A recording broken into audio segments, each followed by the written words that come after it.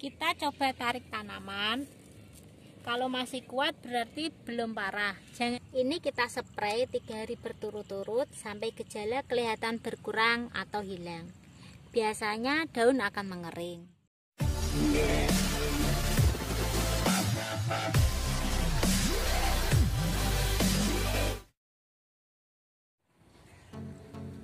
Assalamualaikum, selamat sore teman-teman. Kali ini saya akan mereview obat ya teman-teman, untuk mengatasi moler, nginul atau lodo.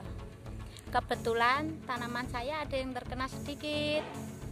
Dan ini obat-obatnya, pestisida yang sudah saya siapkan.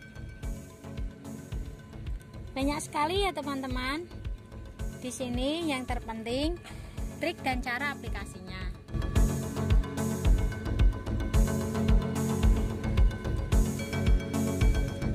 Nanti akan saya jelaskan secara detail. Sebelumnya, yuk kita lihat tanaman saya yang terkena jamur fusarium atau lodo. Tadi ini habis kehujanan teman-teman. Ini bawang saya umur 36 HST ya teman-teman. Sudah rimbun dan tinggi ya. Di usia inilah lodo atau layu fusarium menyerang. Maka kita harus melakukan perawatan dan pengamatan ekstra. Tanaman saya ini kemarin kena banjir teman-teman. Semoga saja selamat. Tapi sudah saya semprot pakai air rendaman sebanyak 1 kali. Sebelum kita melakukan penyemprotan pestisida untuk mengatasi penyakit ini, yang harus kita lakukan adalah menekan dan meminimalisir penyebabnya dulu. Penyebab lodo atau layu fusarium sangatlah banyak ya teman-teman. Yang pertama cuaca ekstrim, yang kedua tanah yang lembab. Maka kalau cuaca seperti ini diusahakan pare tidak ada airnya agar tanah tidak terlalu lembab.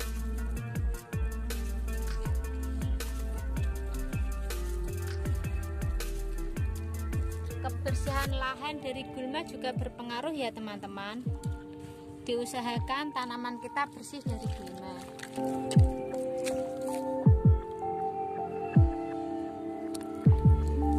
Cuaca ekstrim, tanah yang lembab, kebersihan lahan,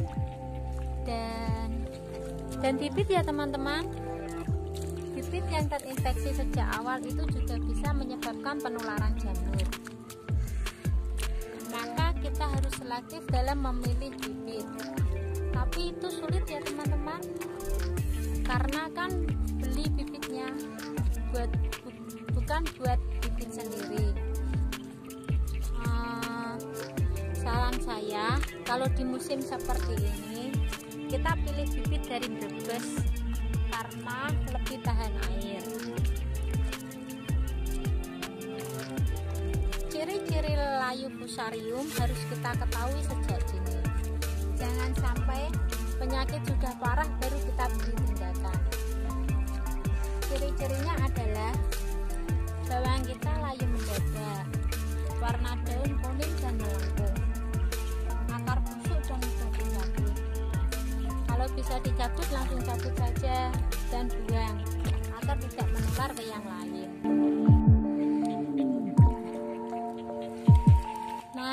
Seperti inilah penampakannya teman-teman.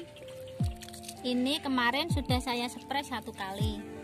Kelihatan sudah ada hasilnya, tapi kita harus spray 3 hari berturut-turut dengan dosis yang ditambah.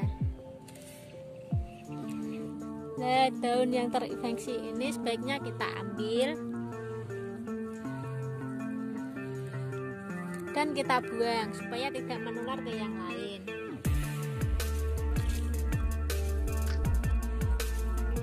Kita coba tarik tanaman.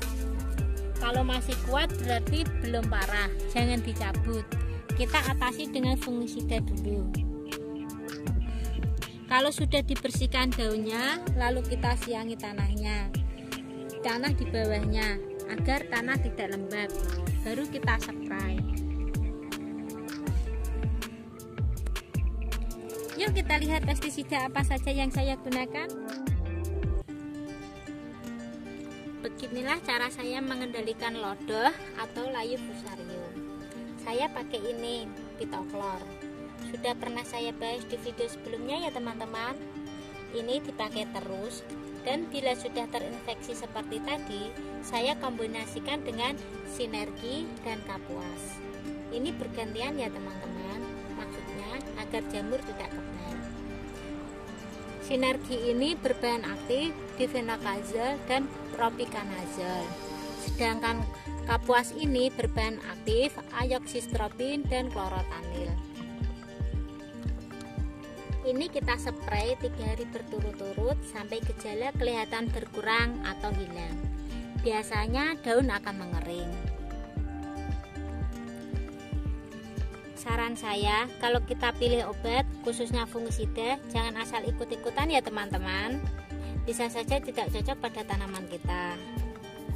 Kita harus paham obat tersebut dan karakternya bagaimana. Dan kita harus pahami situasi dan kondisi tanaman kita. Alasan saya pakai sinergi dan kapuas, yang pertama adalah harga, dan yang kedua tentu dosis. Sebenarnya masih banyak obat yang lebih bagus dan lebih mahal dari ini. Contoh, Remazol, Amistartop, dan yang terbaru adalah Emperor yang berbahan aktif 3 jenis. Kenapa saya tidak gunakan 3 obat tersebut? Alasannya adalah yang pertama, harga tentu lebih mahal dan dosis lebih tinggi. Kita jangan langsung pakai obat yang dosisnya tinggi. Selama sinergi dan kapuas kita aplikasikan masih mampu, kita gunakan ini dulu. Antisipasi, bila jamur berevolusi kebal terhadap bahan aktif ini, kita masih punya amunisi lain. Seumpama dari awal kita sudah pakai Amistartop atau Remazol dan jamur berevolusi semakin kuat, kita tidak bisa berbuat apa-apa. Pokoknya, saran saya, dosis obat haruslah bertahap. Contoh, saya pakai kombinasi ini antara Pitoklor, sinergi, dan kapuas. Itu bila sudah ada tanda-tanda gejala saja. Dan jangan lupa perekat dan kalsium dipakai terus ya teman-teman. Untuk perawatan sehari-hari, saya cukup pakai Mancozeb dan Explore. Bisa dipahami ya maksud saya teman-teman. Semoga kalian semua bisa paham. Mohon maaf bila penjelasan kurang bagus.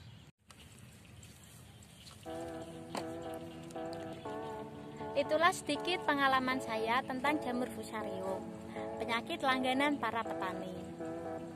Sekian dulu teman-teman video dari saya, semoga bermanfaat. Mohon maaf bila ada kata-kata salah. Untuk para master mohon bimbingannya ya. Semoga petani Indonesia semakin sukses dan maju. Salam dari saya.